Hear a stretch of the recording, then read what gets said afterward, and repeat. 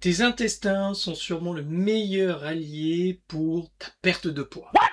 Et y a rien à voir avec une méthode miracle, il n'y a rien à vendre à la fin de la vidéo. Continuez, Jackson, vous m'intéressez.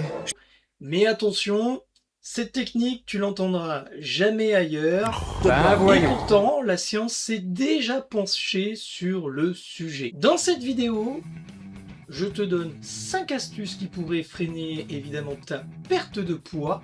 On n'y pense pas, mais parfois ce sont des choses extrêmement bêtes. Ne quitte pas cette vidéo, car à la fin je te donne un petit point bonus qui est incontournable, complètement cheaté, qui pourrait booster ta perte de poids. Allez, sans plus attendre, on y va maintenant.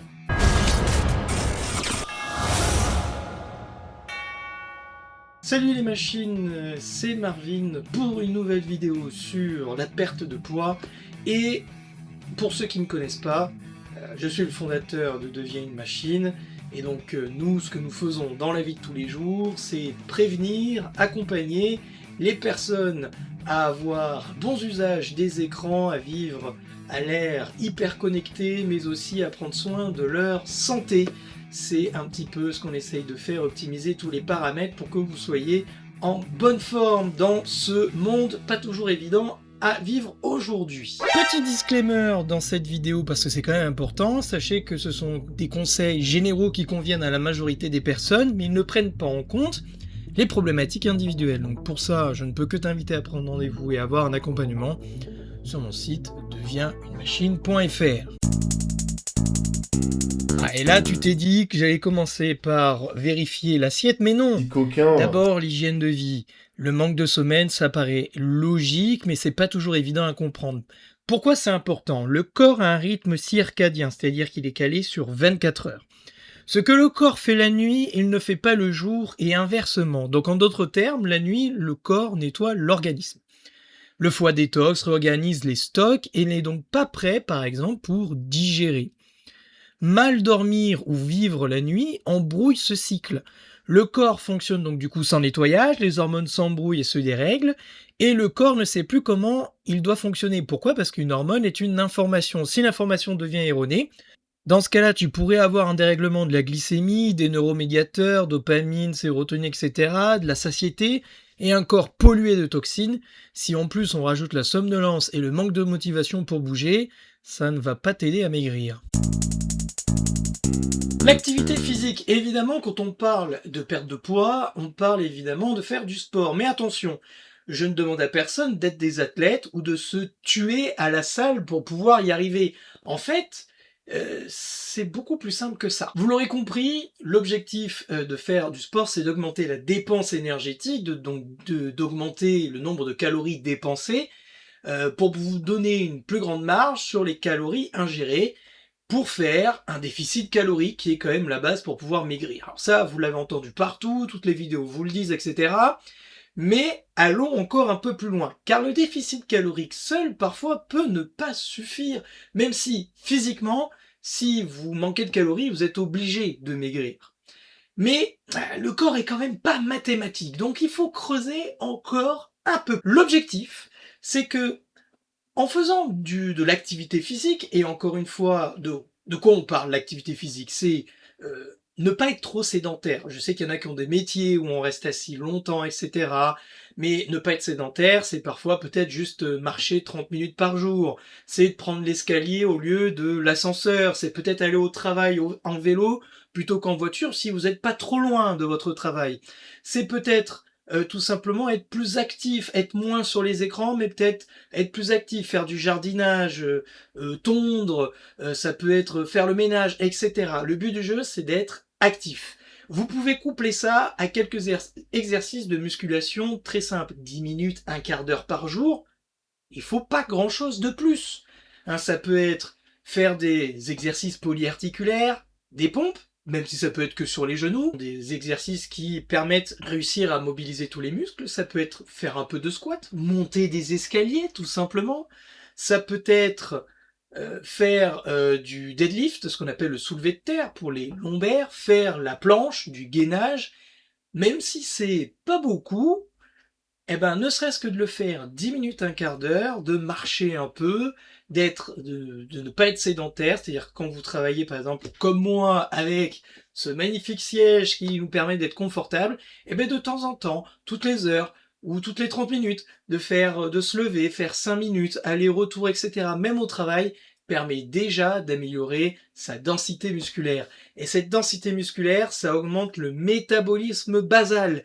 Métabolisme basal, eh ben c'est le corps, la dépense énergétique du corps au repos. C'est-à-dire que sans rien faire, votre corps dépense un nombre X de calories. Plus vous avez de muscles, plus ça augmente, parce que le muscle dépense du sucre, de l'énergie, et donc en plus vous êtes musclé, moins vous avez de chances d'avoir du diabète, parce que vous consommez du sucre naturellement grâce aux muscles. D'où l'importance du coup de bien manger de protéines et de se bouger les fesses. Ensuite, le fait de se bouger, ça permet tout de même de détoxifier le corps. Parce qu'on parle de détox, de détox, de détox. Il y a deux moyens de détox. Boire de l'eau, se bouger. What? On nous aurait menti. Quand vous bougez ce qu'on appelle la lymphe. Et la lymphe, elle est parfois remplie de toxines. Si vous la faites bouger, le foie va pouvoir exercer son pouvoir détoxifiant. N'oubliez jamais que c'est dans les graisses que les toxines sont emprisonnées. Donc du coup, si vous bougez, vous libérez les toxines qui peuvent être détoxifiées par les émonctoires, les reins, le foie, etc. Et ça permet d'éviter d'avoir un ventre trop gonflé, par exemple. Donc ça permet d'éliminer un peu la ceinture abdominale. Donc se bouger est aussi important. Les hormones du bonheur, liées évidemment au fait de se bouger les fesses, permettent aussi à avoir une meilleure hygiène mentale, une meilleure santé mentale. C'est tout bête, mais ça améliore les neuromédiateurs et ça permet aussi de booster votre microbiote, mais ça on en parlera tout à l'heure. Et en général, le microbiote nous le rend super bien. Ça va avec le point suivant, toujours pas l'assiette, on y vient, mais le fait d'être trop stressé. Quand on est trop stressé, on sécrète des hormones de stress. En premier lieu, stress aigu, c'est l'adrénaline. Bon, vous allez me dire, ok, ça donne de l'énergie aux muscles, limite ça nous fait maigrir, ok, pourquoi pas. Mais ce qui arrive ensuite, c'est que c'est remplacé par ce qu'on appelle le cortisol. Alors là, le cortisol, pour le coup, lui, c'est plus insidieux. Ça crée des inflammations, des maladies, ça détruit les stocks de dopamine et de sérotonine, ce qui nous amène des problèmes de santé mentale, des problèmes de motivation, et ça peut aussi déréguler notre testostérone, ça peut déréguler notre satiété, et ça peut nous pousser à grignoter et à manger tout et n'importe quoi. Parce que le stress, ça prend énormément d'énergie. Le problème, c'est que le cortisol, il a aussi un effet très insidieux. Celui d'être hyperglycémiant.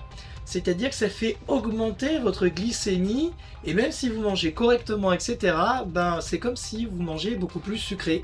Et ça amène l'insuline, et l'insuline, c'est du stockage de graisse. Donc, il faut éviter d'avoir du stress latent, et aller essayer de se détendre le mieux possible. Mais il est évident que par exemple, si dans mon premier point, vous manquez de sommeil, plus de chances d'avoir du cortisol, et donc d'être plus stressé et d'avoir plus de stockage. Ça y est, on y va au niveau de l'assiette. Évidemment, il faut manger équilibré. Si vous mangez pas équilibré, évidemment, vous risquez d'avoir des gros problèmes. En premier lieu, l'excès calorique. Quand vous mangez trop de calories, pas assez de dépenses, c'est mathématique, c'est physique. Il y a donc un stockage de graisse. Les régimes, oui, forcément les régimes, on a l'impression que c'est miracle, mais il n'existe pas de régime miracle. D'ailleurs, tout ce qui est excluant à long terme, comme l'exclusion des glucides, si vous faites ça plus de 6 mois, vous allez compenser et au bout d'un moment, votre corps va s'adapter. Vous allez faire du yo-yo. Si vous mangez pas assez de calories, votre corps sera en sous-régime et se mettra en mode famine et ne va plus utiliser les calories. Donc du coup, vous risquez par conséquent de ne plus dépenser assez de calories et vous n'allez pas réussir à maigrir. Et puis encore, vous risquez de prendre du poids juste en mangeant une tranche de jambon. Et surtout, le sucre, les additifs, etc. Une catastrophe pour votre microbiote et une catastrophe pour votre corps. Par exemple, tous ceux qui boivent des boissons détox, des smoothies, etc. Il n'y a pas pire pour prendre du poids. Je rappelle que les fruits, ce sont des sucres. Le fructose, quand il est enlevé des fibres, il se comporte comme le pire des sucres et perturbe votre glycémie et vous fait stocker à mort. Les fruits, ça se mange à parcimonie et surtout, ça se mange entier. Pas en compote, pas en smoothie, rien de tout ça. Le mieux pour détox, c'est l'eau et rien d'autre, car votre corps a besoin de temps de repos et pas de digérer en permanence. C'est-à-dire que même les infusions en dehors des repas, etc., ça active la digestion et ça empêche le corps de faire ses choses correctement. Donc arrêtez, buvez de l'eau pour détox, rien de plus. Ça, on n'y pense pas beaucoup, mais c'est vrai que quand on fait un bilan, et notamment quand vous êtes en accompagnement avec moi, il est très important que vous fassiez des tests. Alors un test d'hormones, parce que parfois, le fait que vous soyez par exemple stressé peut amener des hypothyroïdies, donc la thyroïde qui fonctionne mal, et ça peut carrément flinguer votre perte de poids. Parce que si jamais la thyroïde par exemple ne fonctionne pas, eh bien là, pour perdre du poids, bon courage. Vous avez aussi les carences.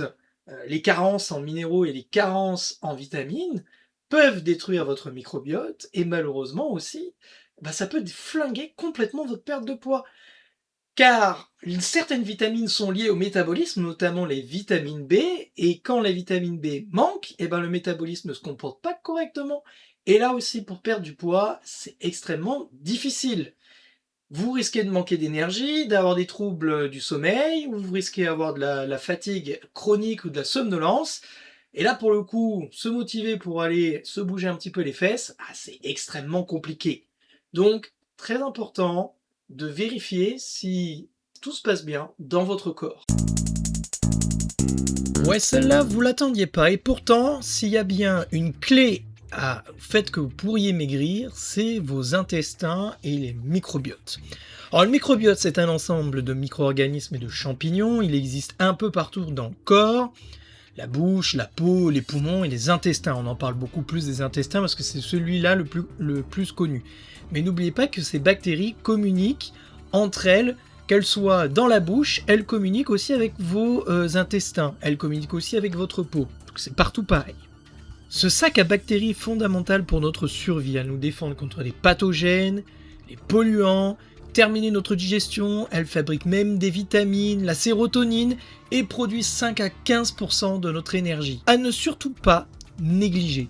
En analyse, nous avons observé que lorsqu'il y avait une faible diversité dans le microbiote, dans les intestins, nous avons observé différentes choses. Vous pouvez avoir des problèmes psychologiques et des problèmes physiques. C'est-à-dire que on peut aujourd'hui, on en est quasiment sûr, que certaines bactéries dans les intestins peuvent améliorer les troubles de bipolarité ou de troubles psychiatriques ou même de problèmes de santé mentale. Et c'est ça qui est faux, qui est complètement fou.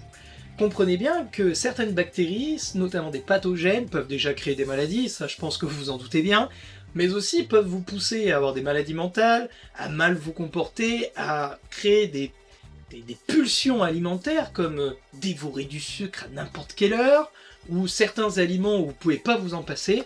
Dites-vous que certaines bactéries peuvent être complètement responsables de ça. Et pour la perte de poids, c'est pas facile. Mais prenons un autre exemple. On sait que certaines régulent carrément la glycémie, ou même l'inflammation de bas grade, ce qui est quand même hallucinant. Et donc, quand vous avez une inflammation de bas grade, vous pouvez avoir des troubles métaboliques. Pour perdre du poids, là aussi, extrêmement difficile. Mais encore une fois, nous avons observé dans certaines populations, notamment les centenaires actifs, que des populations comme l'Akkermansia étaient dans des intestins de toutes ces personnes-là. Et quand on retrouvait des intestins sans cette population, on retrouvait des gens relativement obèses, en surpoids, ce qui pourrait suggérer le rôle de certaines bactéries dans le métabolisme et la perte de poids. Alors faut-il se supplémenter en probiotiques ? Oui et non, car c'est pas magique. En réalité, des bactéries, des populations de bactéries, il faut qu'elles soient bien nourries. Si vous mangez mal, alors certaines bactéries vont décider de s'en aller et de ne plus faire leur rôle. C'est un rôle de donnant-donnant. Donc, prendre des probiotiques sans avoir analysé le microbiote peut être inutile, voire peut avoir des effets contraires, c'est-à-dire vous faire gonfler à la limite. Mais aussi, ça peut servir à rien car c'est comme planter des plantes dans le désert, s'il n'y a jamais de l'eau pour nourrir la plante, alors elle grossit pas. Donc implanter des probiotiques et des bactéries dans l'intestin sans jamais les nourrir correctement, elles vont faire leur travail, puis après se barrer et le problème ne va pas changer. Donc en gros, pour pouvoir avoir une perte de poids saine, c'est une alimentation équilibrée, évidemment. C'est aussi une bonne combinaison alimentaire, pas trop mélanger les acides avec les amidons, c'est-à-dire les fruits avec les sucres, parce que les mauvaises digestions, on les voit là, hein, concrètement. Donc c'est comme si vous mangez n'importe comment, c'est pas trop de stress, c'est bien dormir, faire du sport et avoir une alimentation équilibrée. Pas besoin de se tracasser avec des régimes miracles. Si vous avez une bonne hygiène de vie, grande chance que vous soyez en bonne santé, que vous ayez un corps qui soit suffisamment svelte. On ne vous demande pas d'avoir le six-pack, mais tout simplement au moins d'être en bonne santé. Pour ceux qui veulent un accompagnement, on va dire, plus spécialisé, personnel, rendez-vous sur deviennemachine.fr, prenez rendez-vous sur mon site. Si cette vidéo t'a plu, vous pouvez tous liker, vous pouvez évidemment vous abonner, puis moi je vous retrouve à la prochaine pour une nouvelle vidéo. Ciao!